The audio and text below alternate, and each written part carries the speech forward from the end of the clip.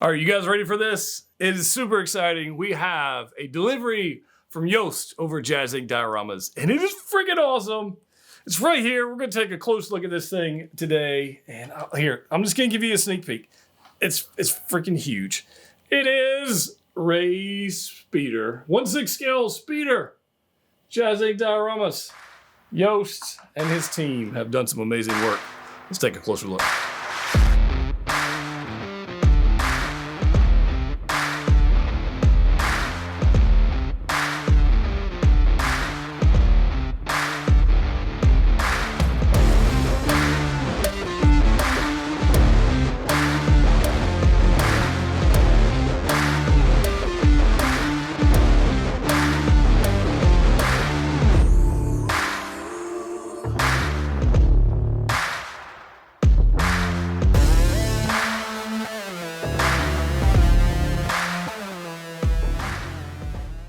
It's here, guys. Finally, Yost and his amazing team at JazzInc Dioramas have produced one of the coolest pieces in my collection.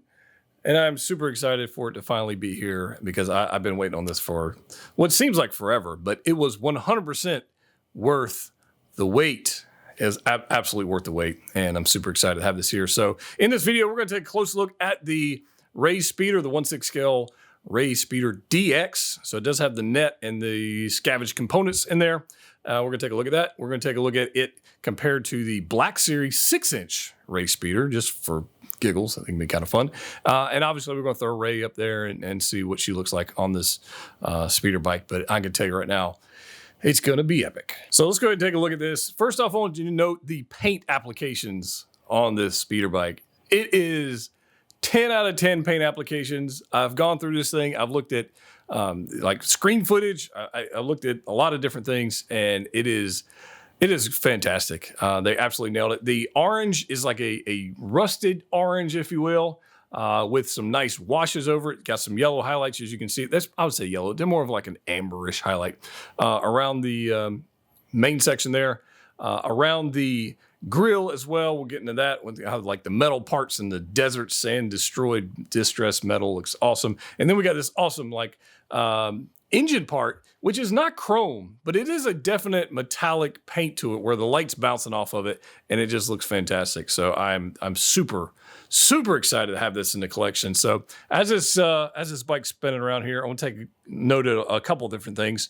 We can definitely take a look at the net section right here with all these greeblies. If you get the DX, you're going to get a whole pile of those. Some of them are foreign plastic. Some of them are actual metal parts. So you want to be mindful of that. The net itself, I think, looks fantastic. I have no issues with that whatsoever. And yeah, I just think it's a pretty cool piece. I'm excited to have that. If I was going to get this, you have to get the DX because I think it just looks super cool with the netting. But you don't have to display it with the netting on there. You can absolutely leave that off if you want a more sleek look. So it just depends on how you want to display yours. I've had the net on. I've had the net off. I'm kind of 50-50 on it, so I might just change it because it's very easy to get on, and it's not too difficult to switch out. So yeah, I don't know which way I'm going to end up going for display purposes, but there's the netting. And the paint applications, I do want to take note of that. So there's like these washes over the entire thing. You can see the detail on like I guess the cockpit area, if you will. You can see how like the bright silver sections are. And you can see like the shading and stuff on the engine sections as well. And I just think they absolutely did a fantastic job on this paint. Now we have this beautiful weathered metallic grille on the front of this guy. And it actually looks straight up like it belongs in the desert. It's been in the desert for a very long time on Jakku. And I think he did a fantastic job on this. You can actually see part of this grill section behind the front, I guess, opening, I guess, if you will, on the side. But the paint applications on this look straight out of a junkyard, which makes perfect sense since Ray was a scavenger. So let's take a look at this cockpit area, if you will, where the control arms are for the speeder. There's some bright silver metallic parts going on. Obviously, we got the handlebars here, or the controls, I guess it would be, and nice little greeblies and bits on the inside of it. And they look great. I have no issues with that whatsoever. The wash area, I guess the paint applications on the outside body are a little more weathered than the interior cockpit area. I guess that makes sense. I don't know that that's, I don't know. But I think it's just fine. There's a nice little bubble on the windshield here. That's nice. And it's like a frosted acrylic, I guess. And so it's not perfectly clear, which I think makes sense. If she was in the desert of Jakku, you know, it wouldn't be, she didn't run out there like Windex or anything like that to make it super clean. So I think that's just fine. And then just overall, this area right here is very, very well detailed. As far as the engine section actually goes, you can see that high gloss. I say gloss, it's metallic. High metallic paint applications, and it looks absolutely glorious. There's definitely a wash going on there, so some weathering, some detail going on. And you can see where the foot pegs are. So there's 2 foot pegs, obviously one for the left, one for the right. They peg into that middle section there, and they come separate from the vehicle in the top of the packaging when you first open it up. They are keyed differently. So one's like a square and the other one's like a half moon deal. So you can't put them in the wrong side. So that was very nice. I was fiddling with it for a minute before I figured that out. And yeah, you can't really mess it up. So on mine, they peg in fine. But you'll see maybe later in the video when you actually go to put the figure on it, they're not super tight. They don't like, it's not a snap fit or it's a friction fit. I think I will probably just super glue mine on there because there's no reason to take them off that I can think of. So I'll probably just epoxy them or super glue those on there so they stay. They are not meant to rotate or any of that. There's no movable parts on this piece.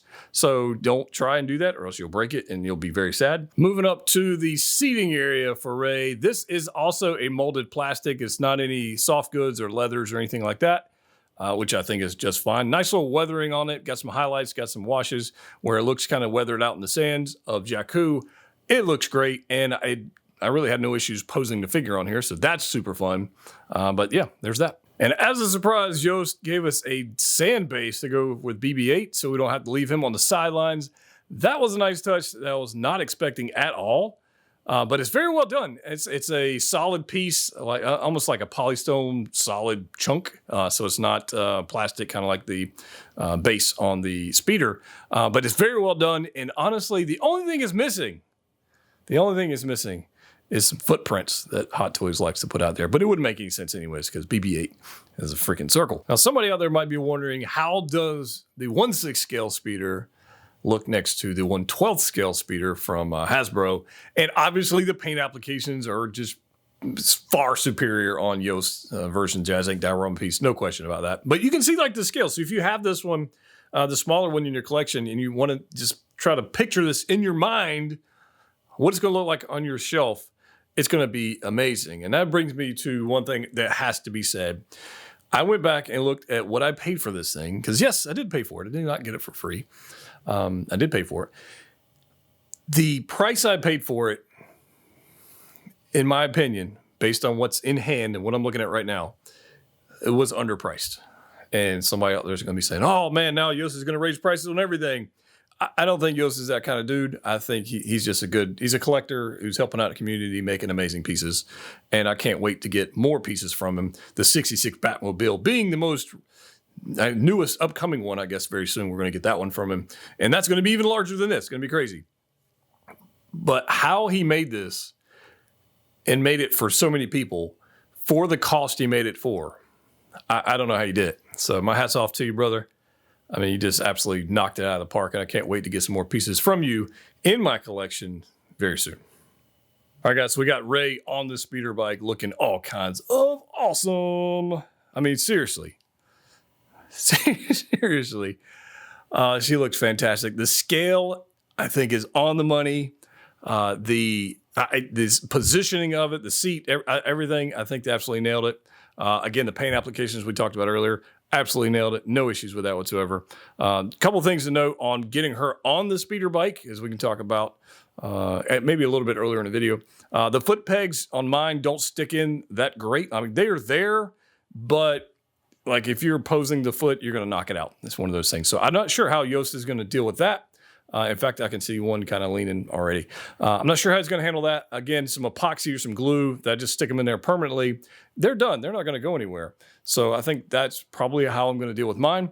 But, you know, you deal with that however you see fit. On mine as well, the net, if you can see right here, I actually unboxed this live on a Patreon Zoom meetup we had. And one of the hooks on mine actually broke.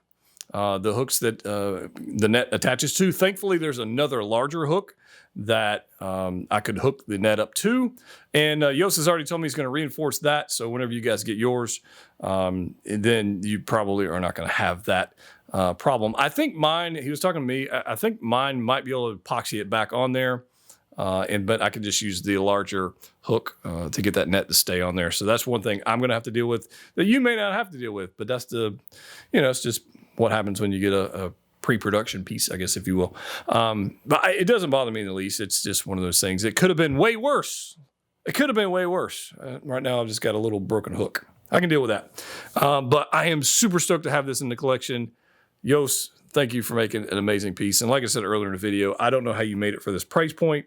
I hope that doesn't come back to shoot us in the foot later. But you, my friend, are doing some good things, so we appreciate it very much. Definitely check this out. If you want this in your collection, I'll put a link for it in the description below. You can check out JazzInc's collectors group on Facebook as well. Check that out, where Yost communicates a lot. And obviously subscribe to my channel if you haven't already, because I got a lot of cool stuff coming up. You definitely want to do that, and join my Facebook group if you want to do that as well. But yeah, pretty stoked for this. I would say it's an absolute buy, no complaints whatsoever that would stop me from buying it. So yeah, I love it. As always, guys, collect what you like. See you next time.